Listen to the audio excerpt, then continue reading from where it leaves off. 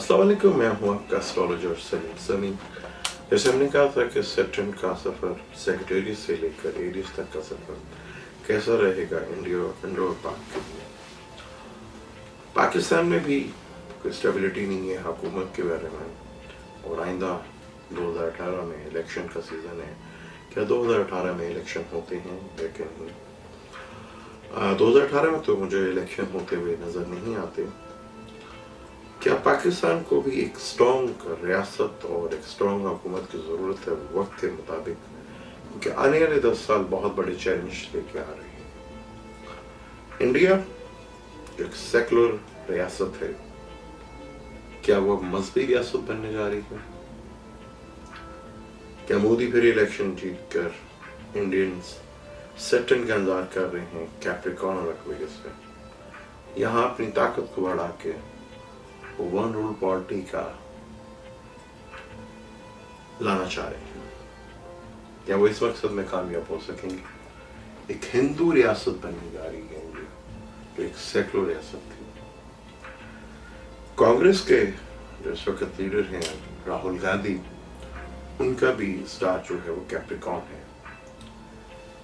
राहु मार्च और अप्रैल में उनके बारे में जहां उनका अपना स्टार सैटर्न भी है।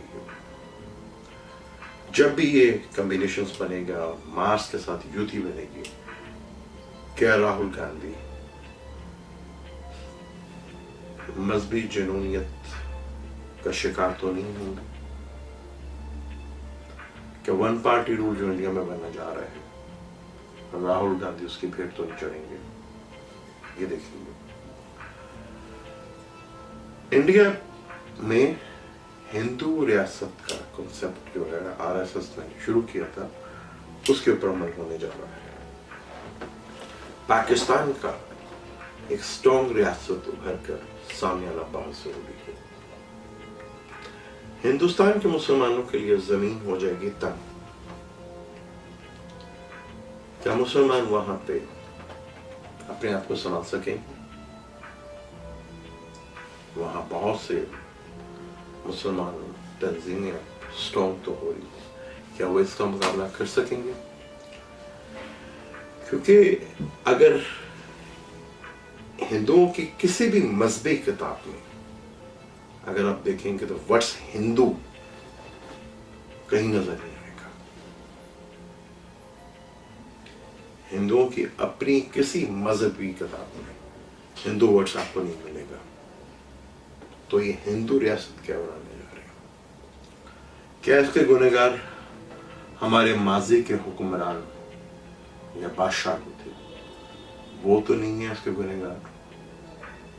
हिंदू, जिसे आज हम हिंदू कहते हैं, और सनातन धर्म के लोग थे जो बहुत छोटी छोटी रियासतों में बटे हुए थे, एक बिखरी हुई कौम थी।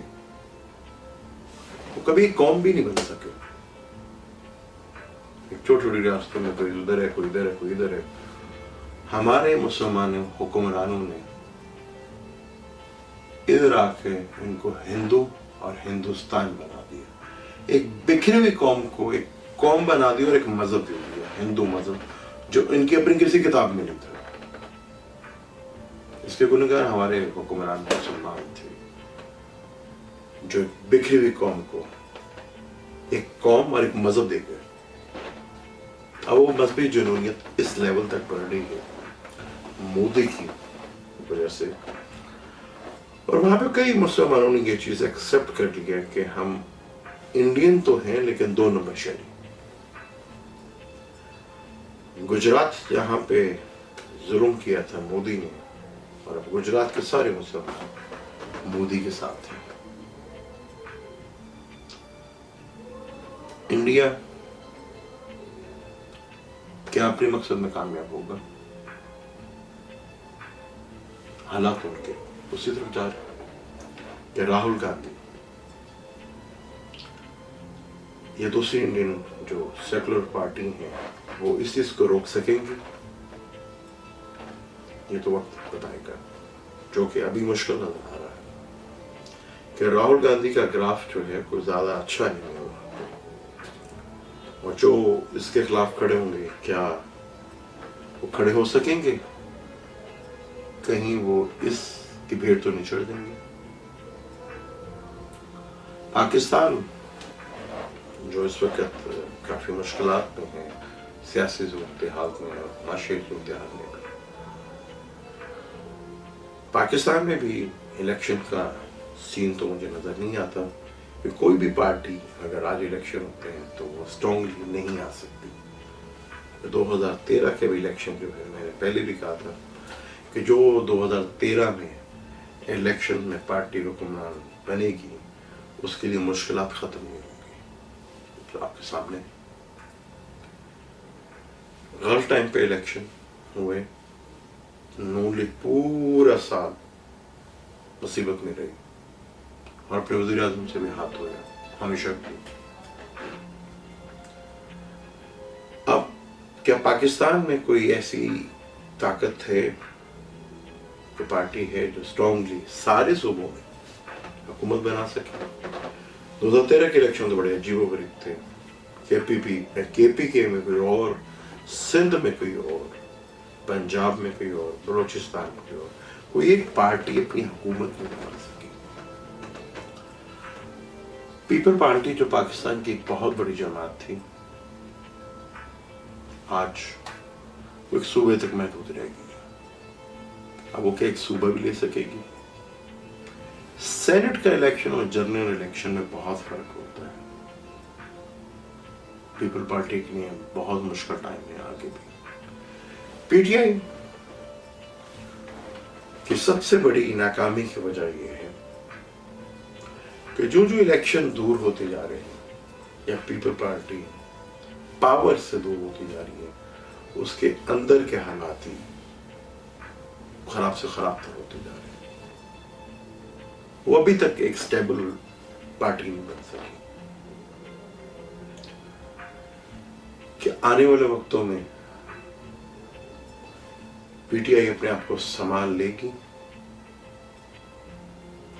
کیونکہ الیکشن تو ادھر بھی ہونے ہیں اور انڈیا میں بھی. 91 یا 3 کے الیکشن میں انڈیا میں راجیو گاندھی کا قتل ہوا. 2007 الیکشن کے دوران پیپل پارٹی یعنی بہت بڑی بے نظیر بھٹو کا قتل ہوا. تیسرا الیکشن کا خاموشی سے گیا، کوئی نقصان نہیں ہوا. ہمارا بھی دوسرا الیکشن، بلکہ اب یہ دوسرا ہوگا الیکشن. 2007 میں تو ہم ایک لیڈر سے ہاتھ دھو بیٹھے. کیا ان دونوں ملکوں میں الیکشن کے دوران کسی لیڈر کی موت تو نہیں ہو سکتی؟ کیا پاکستان میں الیکشن ہوں گے بھی؟ 2018 میں تو نظر نہیں آتی. اگر 2018 میں الیکشن، کیونکہ پاکستان میں نظام کی تبدیلی بڑی تیزی کے ساتھ نوین کر رہی ہے. یہ سسٹم تو مجھے اب چلتا ہوا نظر نہیں آتا. چاہے جتنا مرضی کا سیٹ لیں، دوبارہ الیکشن کروا کے دیکھ لیں، حال اس سے برا ہی ہوگا. 2 پارٹی نے الیکشن جیتا، دونوں پارٹی ختم. تیسرا الیکشن پھر پارٹی کو ختم کروائے گا. کیا ہماری مذہبی جماعتوں کو اتحاد کرنے سے کچھ ملے گا؟ مشکل. اب حالات کچھ اور ہیں. آپ کو وقت کے ساتھ چلنا پڑے گا، اپنے مفاد چھوڑ کے ملک کا سوچنا پڑے گا، ورنہ وقت بڑا ظالم ہوتا ہے. ہمیں اب اسٹرانگلی حکومت کی ضرورت ہے، چاہے وہ الیکشن سے ہے، چاہے کوئی اچھے لوگوں سے ہے، کہ اس خطے کے حالات بڑی تیزی کے ساتھ چل رہے ہیں. سی پیک کا مسئلہ بھی تو مجھے اتنی جلدی حل ہوتا نظر نہیں آ رہا. چائنا میں بھی اپنی انڈیا کے ساتھ دوستی جو ہے وہ بڑھتی ہوئی نظر آتی ہے. وہ چائنا کو فائنینشلی سپورٹ چاہیے، کیونکہ چائنا اس وقت فائنینشلی کافی اسٹرانگ ہے. وہ کسی ایسے جگہ میں نہیں پڑنا چاہے گا جو اس کی فائنانس کو روکتی ہے. میرے لیے سب سے زیادہ امپورٹنٹ میرا پاکستان ہے. پاکستان کو اب حالات کے مطابق چلنا پڑے گا، ورنہ یہ جو موجودہ حالات ہیں اگر ہم سینیریو دنیا کا نہیں دیکھتے تو اس میں کافی تکلیف میں آ سکتے ہیں. سسٹم اور نظام میں ایک دم ہی تبدیل ہو چکا ہے. رشیا، سوویت یونین، کسی کو پتا بھی نہیں تھا، ان کے اپنے لوگوں کو بھی نہیں پتا تھا، راتوں رات تبدیلی آئی. وہ سوویت یونین سے رشیا بن گیا. تو اب ہمیں وقت کو دیکھ کے چلنا پڑے گا اور پاکستان کے لیے سوچنا پڑے گا اپنی. ہمیں بہت نقصانات کو نقصان کا ازالہ کرنا پڑے گا. ہمیں خود فیصلہ کرنا پڑے گا کیا ہم الیکشن سے کوئی اچھی حکومت اور ایک پاورفل حکومت لا سکتے ہیں. حالات تو یہ نہیں بتا.